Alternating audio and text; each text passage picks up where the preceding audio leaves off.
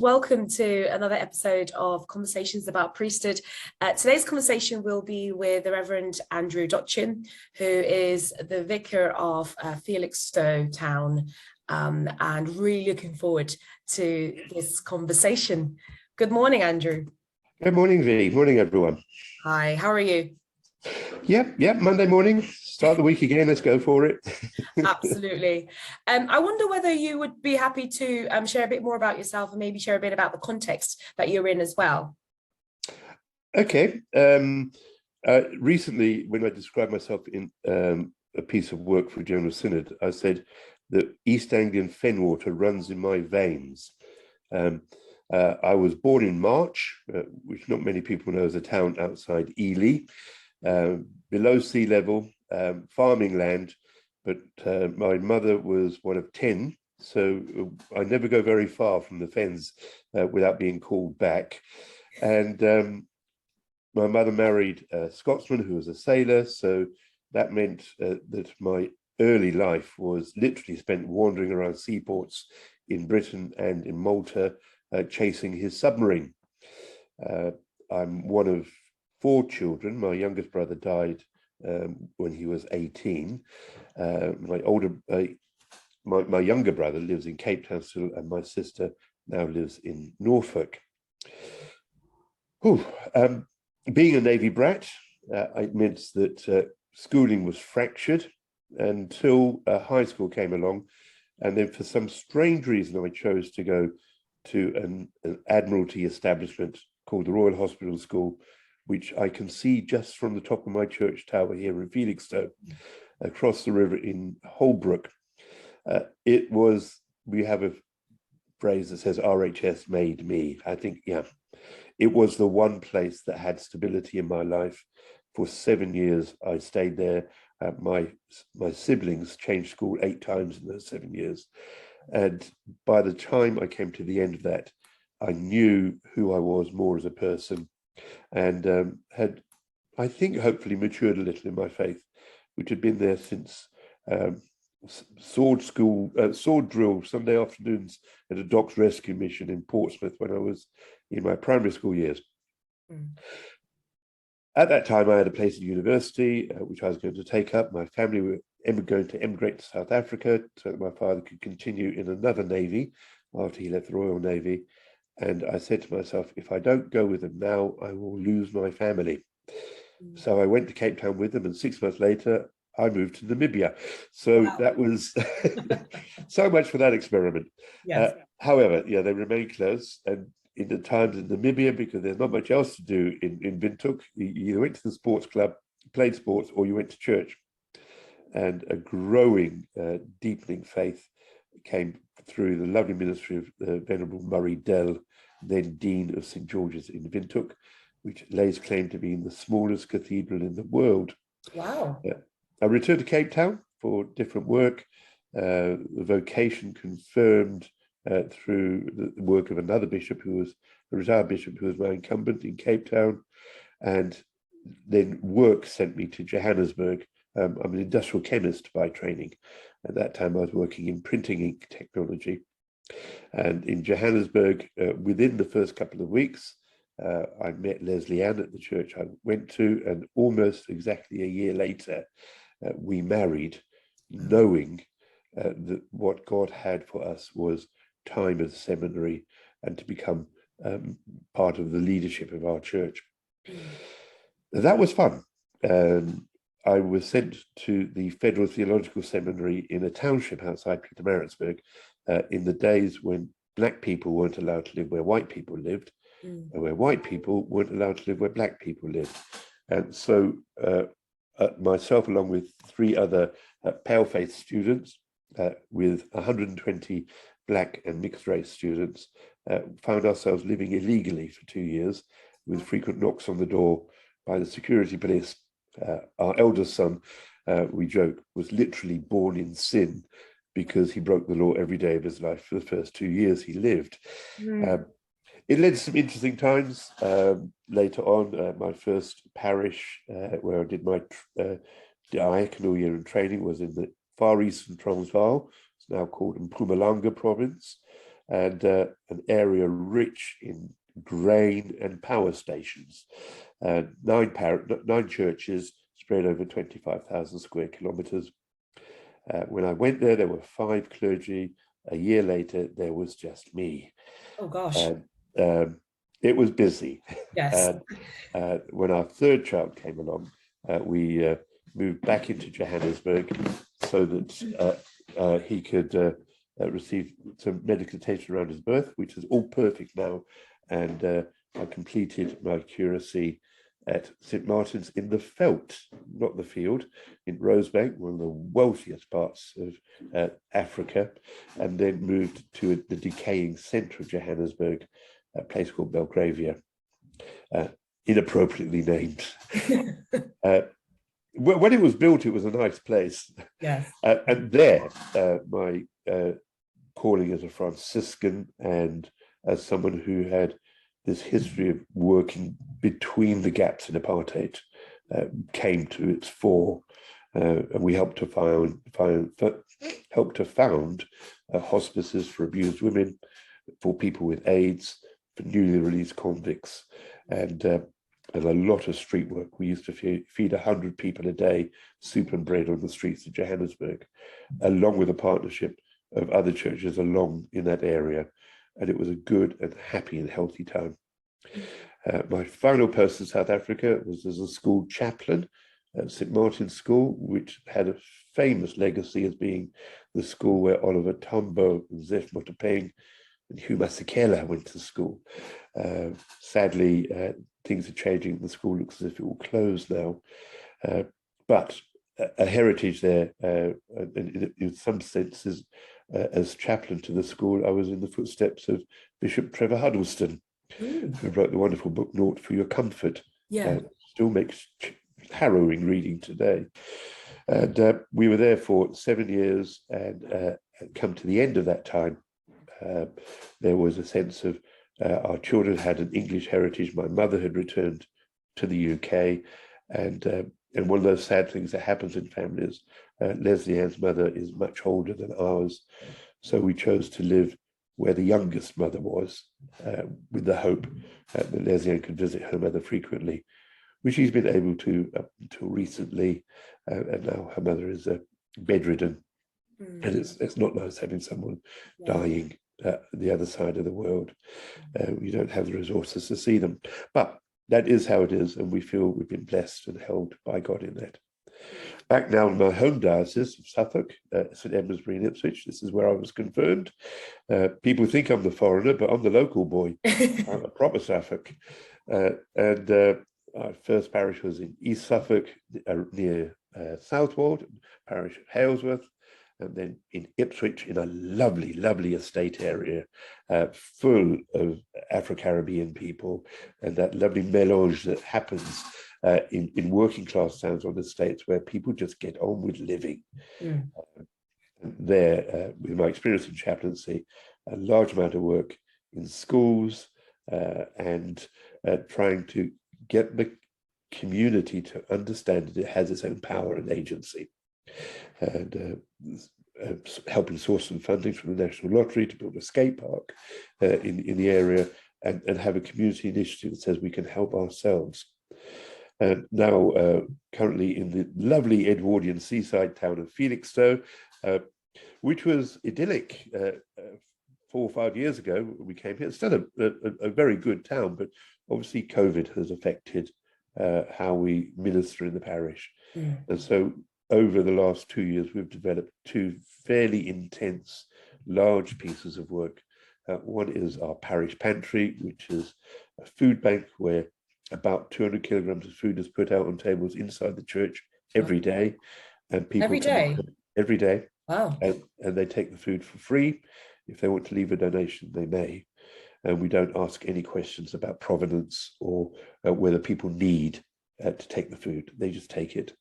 And the other more exciting and wonderful thing is our small daughter church, St Edmunds, which is in the west end of Felixstowe, which is comparable to the east end of London, has been converted into what colloquially they call a baby bank. Push their pit stop.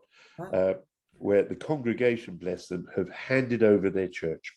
And there's the sanctuary is kept clear, and there's 2 rows of seats for when they worship there midweek. But the rest of the time, the church is racked out with piles and piles of babies and children's clothes and cots and pushchairs and car seats and, obviously particular foods that relate to children and baby. And those are all given away for free. And we have a lovely team of mums who kind of have that.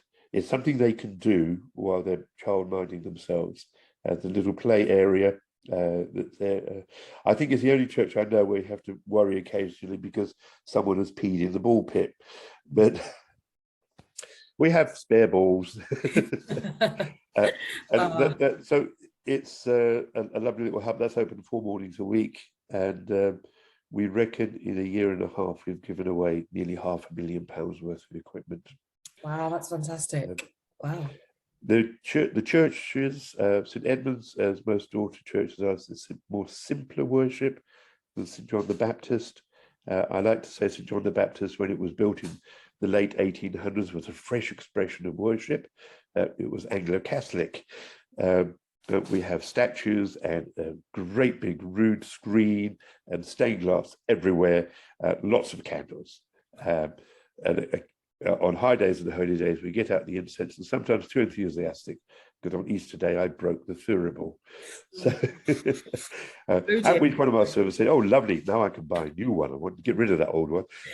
So, yeah, our congregation is about, our main congregation on Sunday morning is about 85 strong, and another dozen or so come to our early morning Book of Common Prayer service. A large ministry in Felixstowe amongst retirement homes. Our second largest congregation of about 30 is in one of the residential homes where we meet once a month for communion and hymn singing and just being good together. Yeah. Well, gosh, thanks for all of that. I didn't even know half of the stuff. I didn't know this about you, so thank you. I think we met through the General Synod. Yeah. And so, Andrew, I just want to say thank you so much for taking the time out to have this conversation with me. I really do appreciate it. So I'm just going to dive straight into it. Okay. One of the first questions that I always start off with is, what is your understanding of the priesthood? Oh, yeah. What a question. One of the people with whom I have regular conversations was an absolutely confirmed permanent deacon until last Tuesday. The circumstances had changed in their life, and the archdeacon said, "Well, what about it?" "Oh, I'll phone the bishop." And 2 hours later, she finds out now she's being ordained priest next Saturday. Now, she's more than qualified in terms of theological education, but I think what helped her, and perhaps what helped me make the leap from deacon to priest, was realizing yes, there's a sense about when you're ordained priest, you have permission of the community to minister in God's name. The whole thing of licensing. But it's more than that. There's an authority that comes with it. That's hopefully an authority wrapped up in humility and servanthood.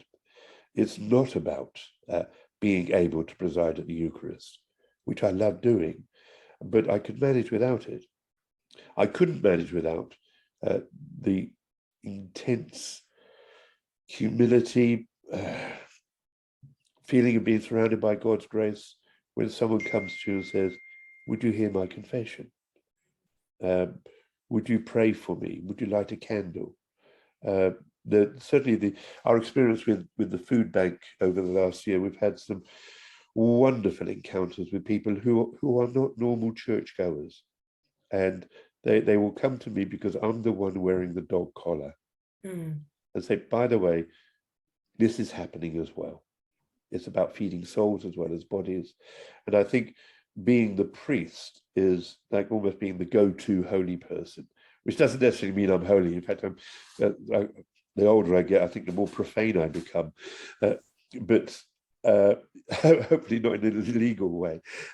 But yeah, sanctity is something that other people see, and and occasionally I think yesterday I had three incredibly different encounters where I just felt washed over by God's grace. And it only happened because people said, "Are you the priest? Can I do this?" And it was as simple as, "Can I give you a hug?" Wow. As a person coming into church and saying, "There was just a baptism. I haven't been baptized. Can I?" Wow. And then immediately to baptize someone there and then. And you feel, it's Philip and the Ethiopian eunuch all over again. Wow. Yeah. The Bible is alive and well and living in Felixstowe. And part of it, and again, it's from the Anglo-Catholic side of the church, is about the space being open and available. Our motto here at St. John's is open to God, open to all. Yes. And we need to be, we're public people. It's very difficult, I find, to separate the priestly role from who Andrew is. And maybe 40 years in, I don't sweat that so much. Leslie Ann has given up on trying. She said, that's who you are. and she lovingly supports right through to kind of say with people, yeah, I'm here. I will hold things for you. Particularly, one of the things that I do for General Synod is be on the church's funeral group. And I found particularly around life events and the edges of life that there's a moment where we hold people. Now, I'm just going to pause when I turn off that alarm. So, life events, hatch, match, and dispatch. We call it the meat and drink of the Church of England. And I think that's where a lot of the priestly work is. It's this time when people who, they don't know you from Adam or Eve. And they say, "Can I tell you about my mum? Can you hold my newborn baby?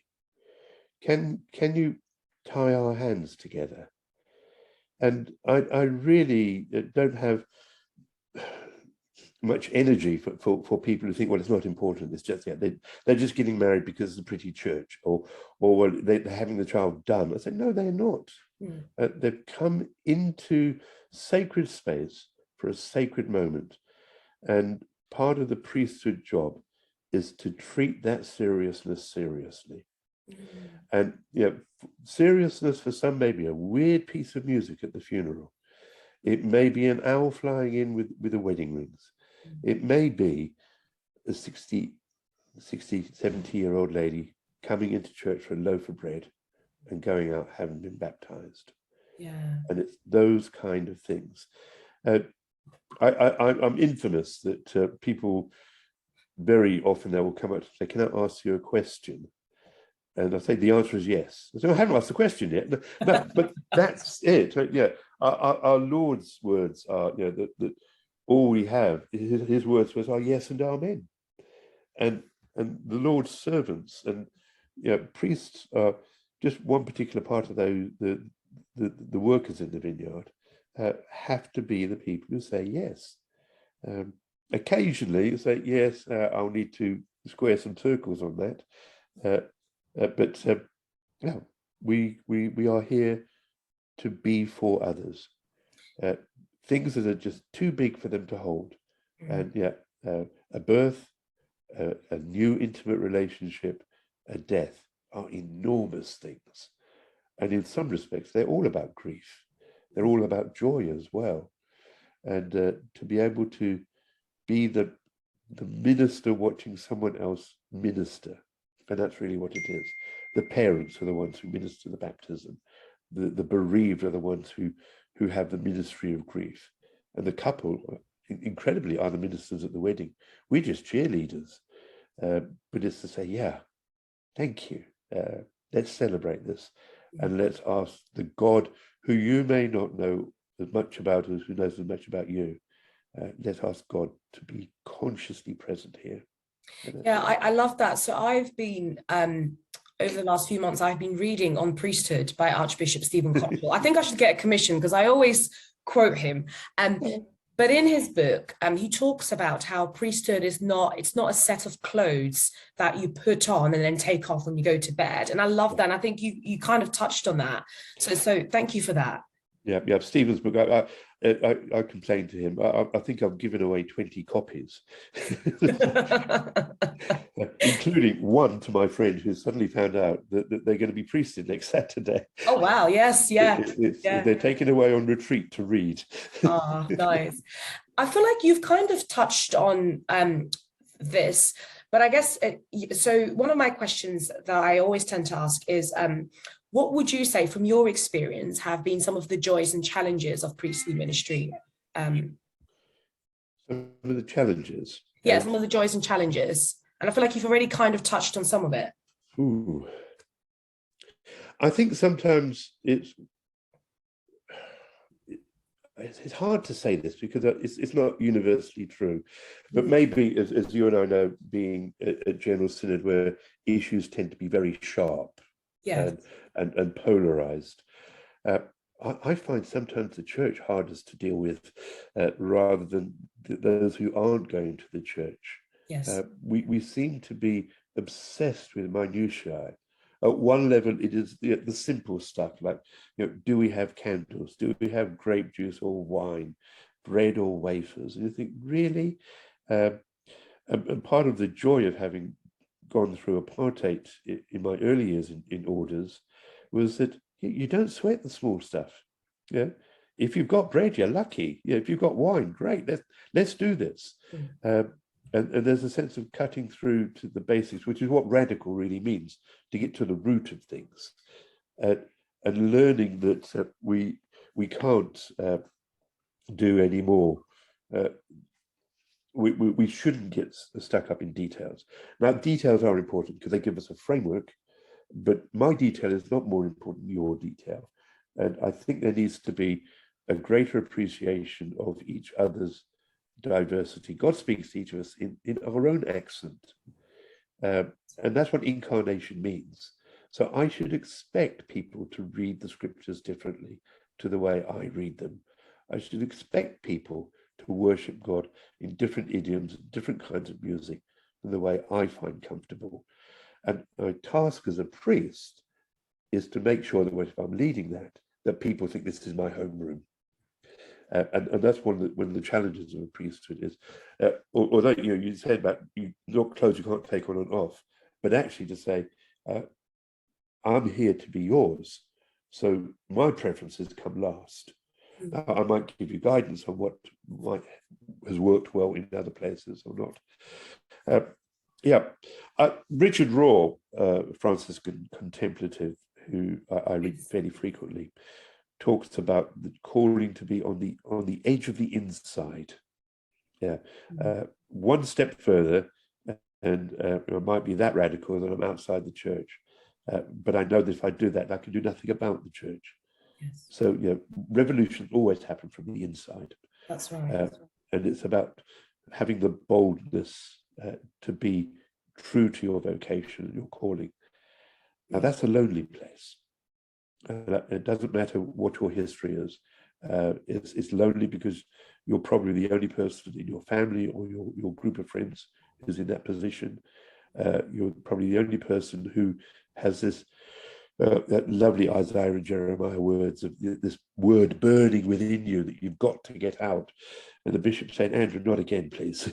And he said, I'm sorry, it's there. So those are the challenges. And I think the sadness I find is that occasionally some of our colleagues, I put it this way, don't believe that I believe because I believe differently to them. Yes, yeah. And that breaks my heart. Yeah. Thank you for that. Gosh, I don't quite know how to move on to the last question because that was quite deep. Thank you. But moving on to the last question, do you have any words of advice, wisdom, or encouragement for individuals who are exploring a vocation to ministry or any sort of particular ministry, really?